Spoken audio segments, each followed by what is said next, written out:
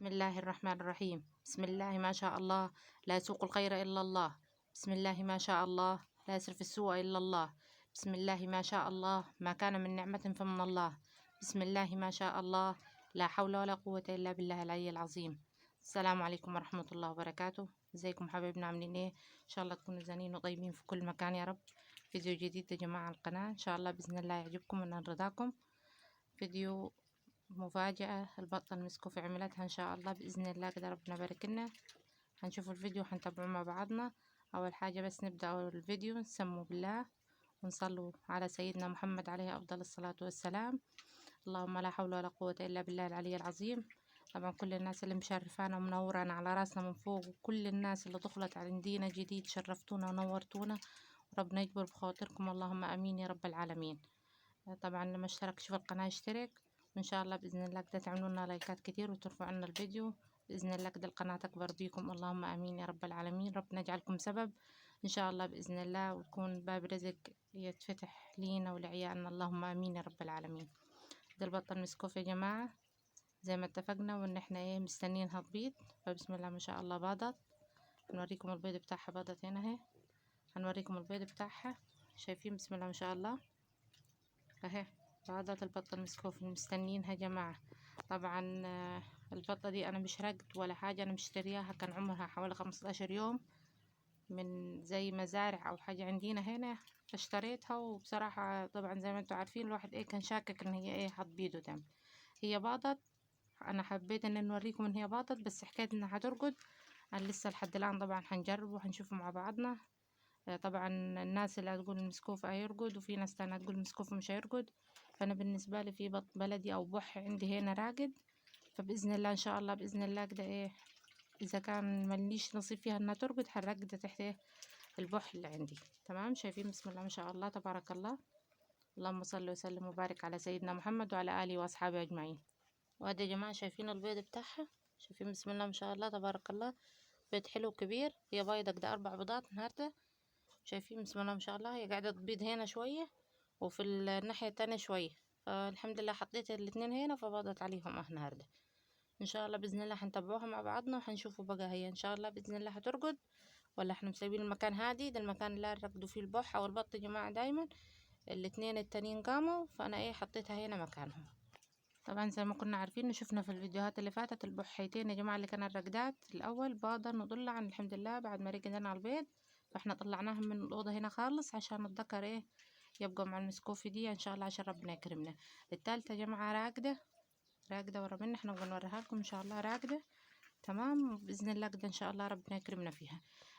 الناس اللي هتقول لي المسكوفي مش هطلع، المسكوفي مش هيرقد، والله يا جماعة أول تجربة إن نعملها هنرقد المسكوفي إن شاء الله بإذن الله ترقد وربنا يبارك لي فيها. الفكس يا جماعة، اللي ضمان الفكس لازم يكون مجرب الذكر، وإن شاء الله بإذن الله يعني ربنا يكرم. هو أهم حاجة إن شاء الله بإذن الله الواحد ربنا يبارك له في رزقه. طبعا الذكر ده معانا لفترة، داخل على السنة الثالثة معانا، وبإذن الله إن شاء الله بإذن الله ربنا يكرمنا فيه ويطلع يا رب، اللهم آمين يا رب العالمين. بسم الله ما شاء الله. شايفين حجمها يا جماعة؟ حجمها حلو هي بصراحة، وتقيلة ووزنها حلو يعني، بسم الله ما شاء الله عليها، مش خفيفة ولا صغيرة ولا قصيرة، لا هي بسم الله ما شاء الله معباية وجسمها طويل وحلو. وإن شاء الله بإذن الله ربنا يبارك لنا فيها. احنا عايزين سلالة تكون حلوة.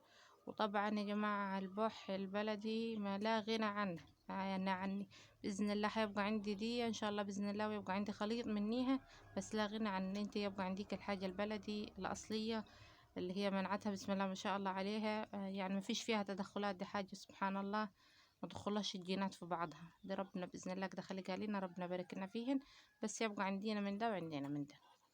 طبعا في حبيبتي بعتلنا سؤال من فترة أنا رديت عليها حبيبتي، وبعتت لي قالت لي البط طلع عليها البطة ولي 10 أيام وأيموت بعد ما يطلع من تحت أمه ب10 أيام.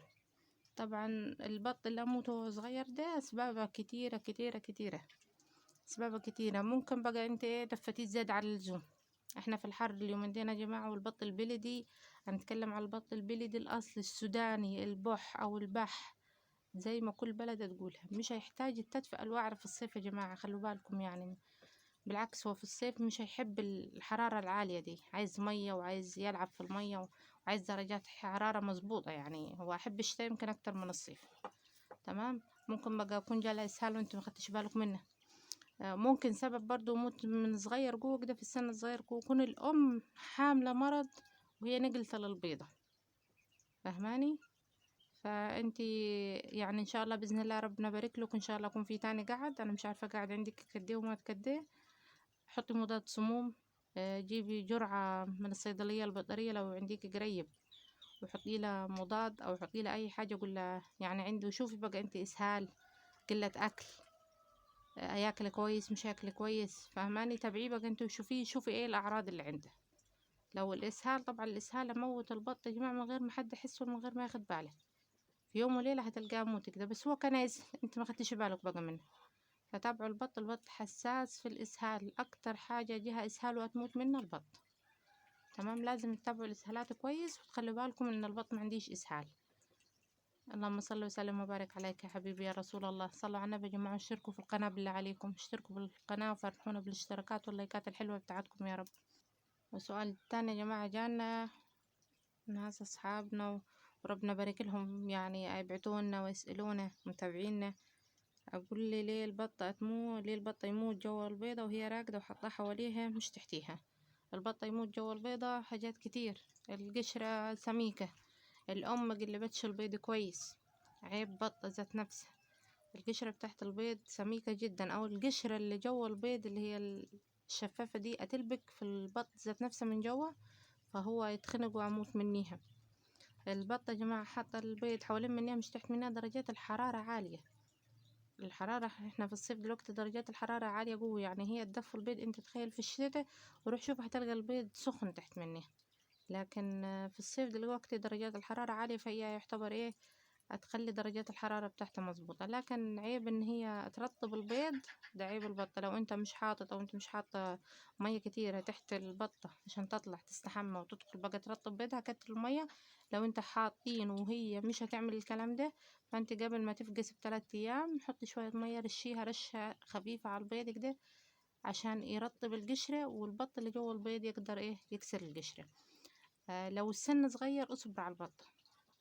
تمام. انا دايما نقولها السن صغير في البط اصبر عليه، لان انت مش هتاخدي منه انتاج 100 هو صغير. في بط يبقى كويس وفالح تمام، بس لا، الواحد يخلي باله ويصبر على الحاجة اللي معاه، مش هتتعوض. لو انت مربيها على ايدك مش هتعوضيها تاني. لكن لو البطة كبيرة وهتعمل كده على طول، خلاص بلاش منيها، وهاتيلك حاجة تكون كويسة، وهات من حد يكون مضمون. بلاش يا جماعة نجيبه من ناس يعني احنا ما نعرفهمش وسوق وخلاص لا هيشوفوهم ولا هيشوفونا. لا، يعني لو انت عارفة حد في البيت مضمون أربي وكويس، هات منه. البطة بتاعتكم صغيرة، لا يا جماعة خلوها، ولو مش أول مرة تعملها اصبر عليها، اديها مرة تاني ورطب انت معاها البيض وشوفيها ايه، ان شاء الله بإذن الله ربنا هيكرمك فيها. وتأكد طبعا ان الذكر يكون كويس. بعد الذكر منيها هي وراك ده زي ما اتفقنا، ما تخليش طيور معاها عشان ما تبقاش قلقانة وتطلع تاكل وتشرب وتستحمى وترطب بيضها وتبقى مرتاح. ما تخليش طيور معاها في المكان، لازم ما تخليش طيور يا جماعة مع البط. احنا هنا تعودنا ان البطة ترقد على البيض، ما نخليش طيور معاها الا اذا كان معاها بط راقد في نفس المكان، ومش هنخليهم يشوفوا بعضهم يعتبر. تمام. هنخلي كل وحدة ايه باصة في اتجاه زي ما وريتكم قبل كده. اللهم صل وسلم وبارك على سيدنا محمد وعلى آله وأصحابه أجمعين. صلوا على النبي يا جماعة، اذكروا الله، على بذكر الله تطمئن القلوب. اشتركوا في القناة بالله عليكم يا جماعة، اشتركوا في القناة وفرحونا بالاشتراكات واللايكات الحلوة بتاعتكم. وإن شاء الله بإذن الله يا جماعة المسكوفية دي هنتابعوها مع بعضنا، وإن شاء الله بإذن الله أول لما ترقد برضو هنصورها ليكم وهنوريها ليكم تاني بإذن الله كده إن شاء الله يا رب. طبعا أنا محطتش بيض فراخ تحت البح نهائي وتحت البط نهائي. الحمد لله، يعني يعتبر ايه دبحت الحاجات اللي طلعت من تحت الفرخة والفروج اللي كانت راقدة زي ما كنتم متابعين معايا.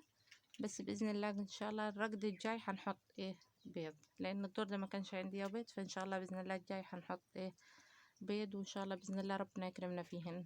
حبيبتنا بقى ايه اللي كانت بحتالي وقالت لي مسافرة، والله على راسي من فوق متابعتها ليا، وإن شاء الله بإذن الله كده إيه ربنا يجزيها خير الجزاء، اللهم آمين يا رب العالمين.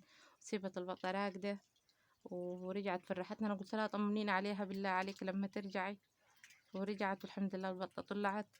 إن شاء الله بإذن الله كده ربنا يبارك لك وديم المحبة والمودة، وإن شاء الله بإذن الله أخوة في الإسلام وأخوة في الله ولله إن شاء الله بإذن الله يا رب العالمين. ربنا يبارك لكم إن شاء الله فيها. طبعا أنت بعتلي طبعا الرب حمام ولا الرب أرانب إنه الأفضل. أنا بالنسبة لي الحمام. الأرانب أنا ما ربتهاش قبل كده وتجربة مش هنحب نخوضها، لأن إيه أربيها خوض في مجال إيه بقى أرزاق هي وكل حاجة، والحمام أموت والطيور هتموت كلها تموت. بس الأرانب هنحسها حساسة شوية في التربية بتاعتها، ومحتاجة مراعاة أكتر، محتاجة صبر أكتر، محتاجة يعني حاجاتها فيها غموض شوية على الحمام.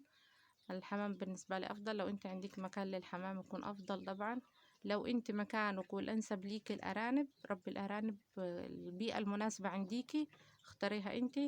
وطبعا على راسي من فوق متابعتك، وعلى راسي من فوق التعليقات اللي تبعتيها ومشاهدتك ليا. وإن شاء الله بإذن الله كده ربنا يديمها. وإن شاء الله نكون جاوبنا على شوية أسئلة من الناس اللي بعتتها لينا. أنا هنرد بس الرد تاني في الفيديوهات. وإن شاء الله إن شاء الله بإذن الله كده كل اللي عنده سؤال ربنا يكرمنا ونقدر إن احنا نرد عليه، وربنا يجعلها في ميزان حسناتنا وحسناتكم، اللهم آمين يا رب العالمين. اشتركوا في القناة يا جماعة بالله عليكم، وفرحونا بالاشتراكات واللايكات الحلوة بتاعتكم. والسلام عليكم ورحمة الله وبركاته. وهذه يا جماعة البطة الثالثة والبحة الثالثة، شايفين؟ قلت نوريها لكم. رقدت هي على البيت، شايفين الريش بسم الله ما شاء الله اللي عاملاه؟ شايفين بسم الله ما شاء الله تبارك الله. هي خلاص رقدت. الناس اللي هتقول لي الصوت يا جماعه اللي انتوا سمعتوه ده تعرفوا ايه؟ ان البطه بتاعتك خلاص هترقد كده، من قبل ما ترقد تعمل الصوت ده. تمام. فرحونا بالاشتراكات واللايكات الحلوه بتاعتكم وتابعونا، وان شاء الله باذن الله اسلكم منا كل جديد. والسلام عليكم ورحمه الله وبركاته.